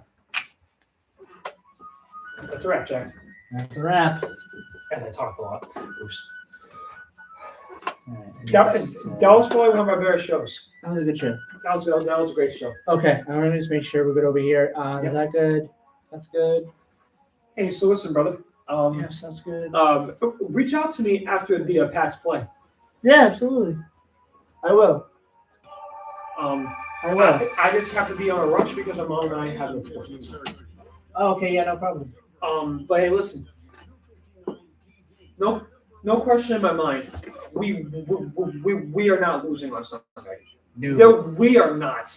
However, to be honest with you, knowing that we have faced adversity before so far this season, I will still tell you this, buddy.